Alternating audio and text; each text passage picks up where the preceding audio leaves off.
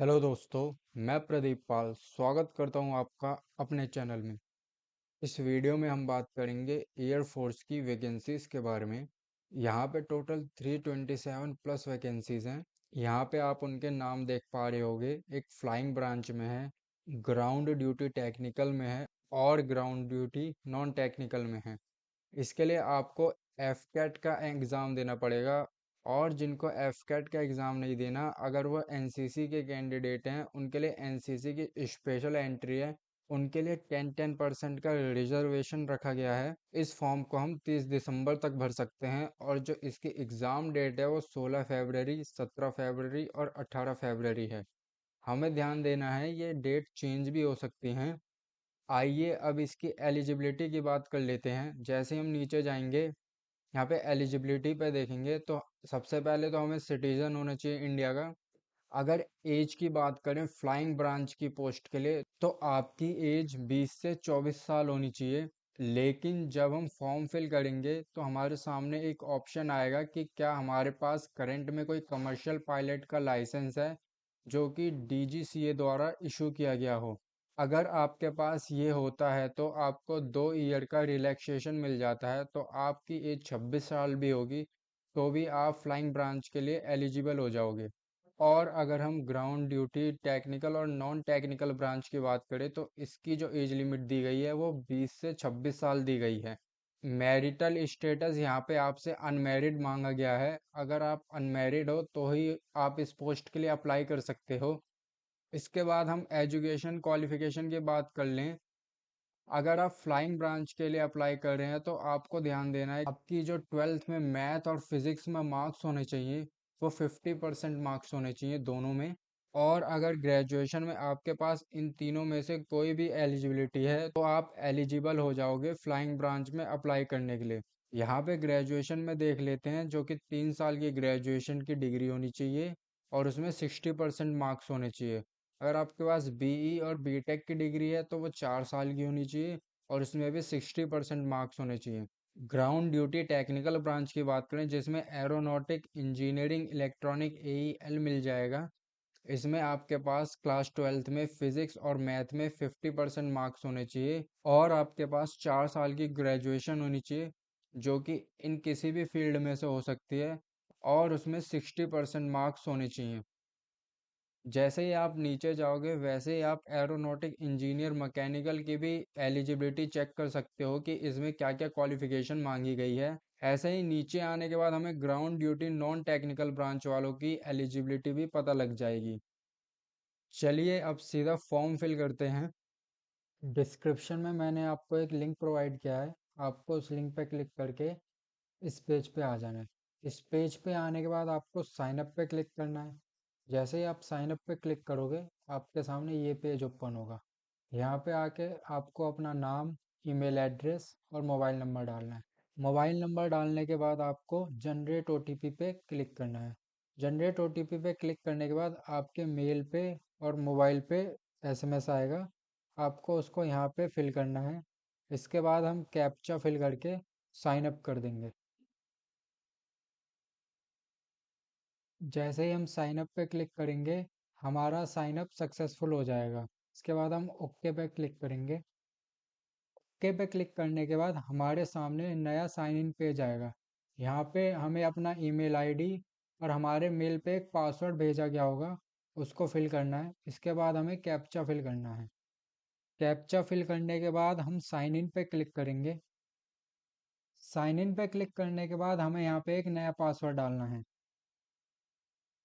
Password डालने के बाद रीसेट पासवर्ड करेंगे। इसके बाद हमें एक सक्सेसफुल का मैसेज आएगा, इस पे ओके कर देंगे। ओके करने के बाद हमारे पास हमारा डैशबोर्ड खुल जाएगा।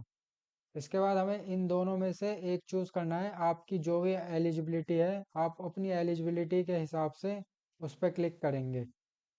हम यहाँ से एफ कैट सिलेक्ट कर लेते हैं। सिलेक्ट पे क्लिक करेंगे। आपके सामने ये गाइडलाइंस का पेज ओपन होगा। आप चाहें तो गाइडलाइंस को पढ़ भी सकते हैं। मैं यहाँ पे नीचे जाके इस बॉक्स को टिक करूंगा और सेव एंड कंटिन्यू पे क्लिक करूंगा। इसके बाद हमारे सामने ये पर्सनल डिटेल का पेज ओपन होगा। इसमें हमें अपनी सारी पर्सनल डिटेल भरनी होगी। यहाँ पे अपने फादर का नाम डालना है। यहाँ पे मदर का नाम डालना है अपनी। और यहाँ पे ये आपसे पूछ रहा है क्या कभी आपने 10th के बाद अपना नाम चेंज किया है। अगर आपने किया है तो यस पे क्लिक करें। मैं नो पे टिक करूँगा।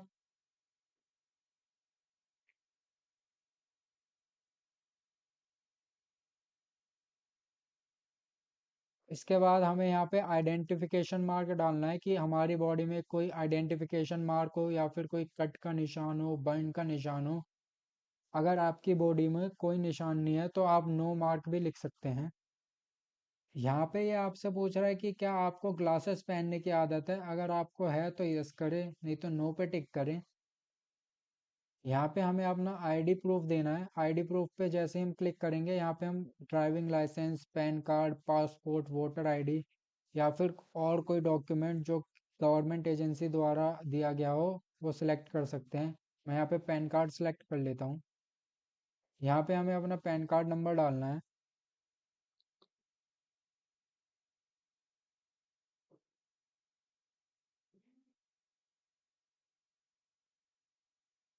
इसके बाद अगर हम यहाँ पे देखें PABT और CPSS स्टेटस, ये एक एग्ज़ाम होता है जो एयरफोर्स बोर्ड फ्लाइंग ब्रांच के लिए कंडक्ट करवाता है।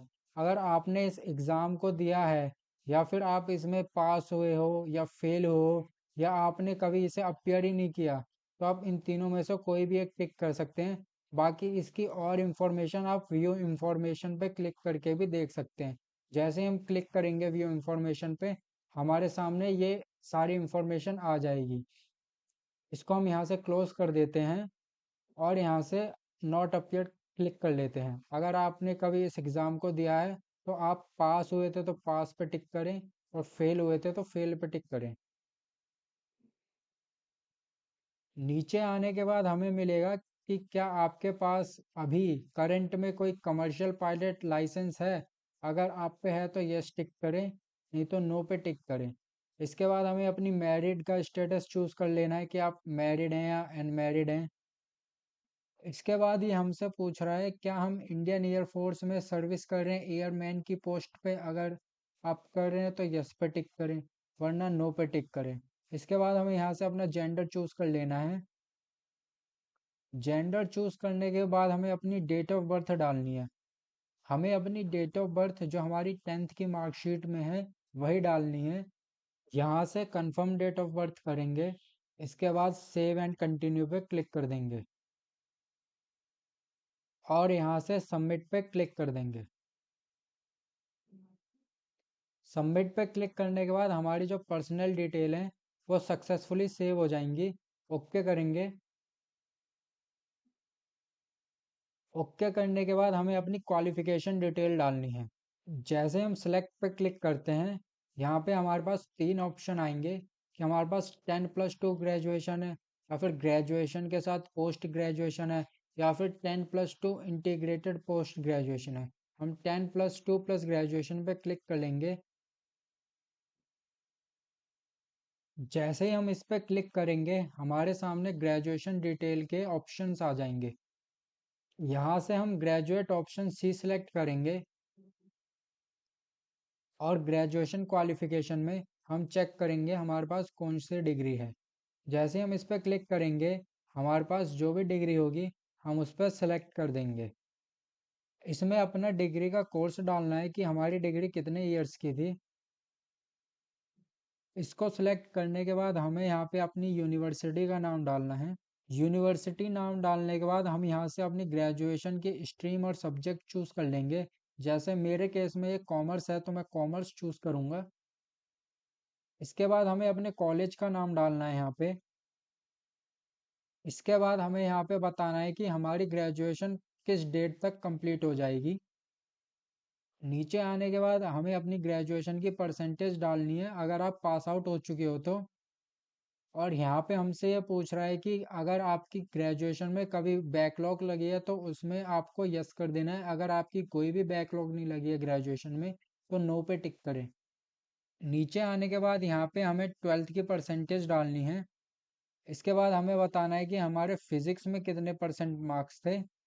और नीचे आने के बाद हमें ये बताना है कि मैथ में हमारे कितने परसेंट मार्क्स थे।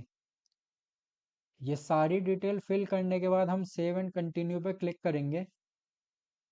सेव एंड कंटिन्यू पे क्लिक करते ही हमारी डिटेल सेव हो जाएंगी। इसके बाद हमारे पास ये कोर्स प्रेफरेंस का पेज खुलेगा।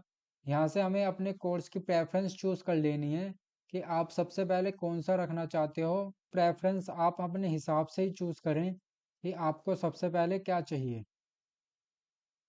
मैं यहाँ पे रैंडमली कुछ भी चूज कर ले रहा हूँ। आप अपने हिसाब से देख के कोर्स प्रेफरेंस चूज करें। इसके बाद सेव एंड कंटिन्यू पे क्लिक करेंगे। सेव एंड कंटिन्यू पे क्लिक करते ही हमारा कोर्स प्रेफरेंस का पेज सेव हो जाएगा। ओके पे क्लिक करेंगे।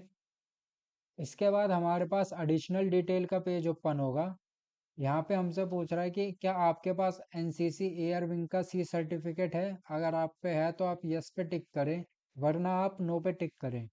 यहाँ पे हमसे पूछ रहा है कि क्या आप कभी एएफएसबी या एसएसबी में अपियर हुए हो। अगर आप हुए हो तो यस पे टिक करें, वरना नो पे टिक करें। इसके बाद ये हमसे पूछ रहा है कि आपको इस जॉब की ओपनिंग के बारे में कहाँ से पता लगा।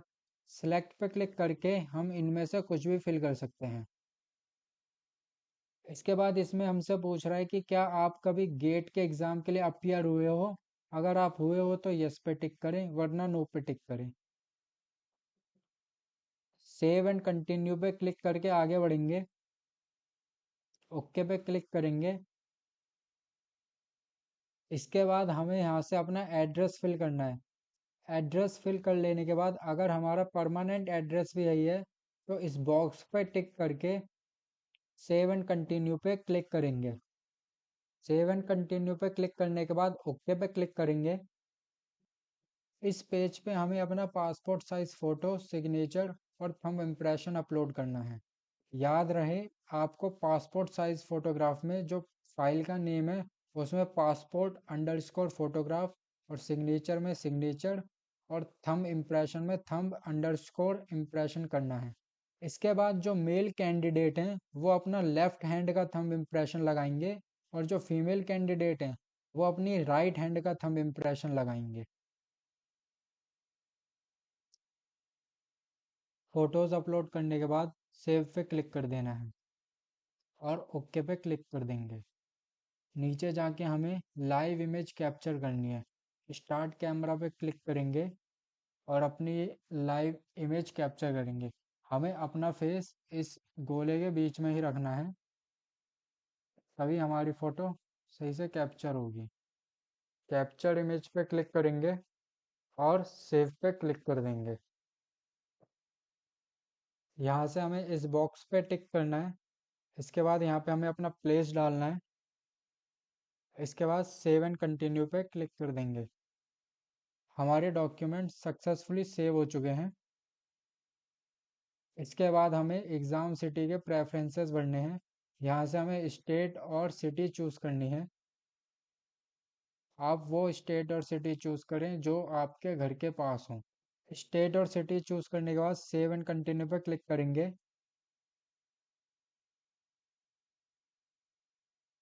इसके बाद हमारे पास अपने एप्लीकेशन का प्रीव्यू पेज ओपन होगा।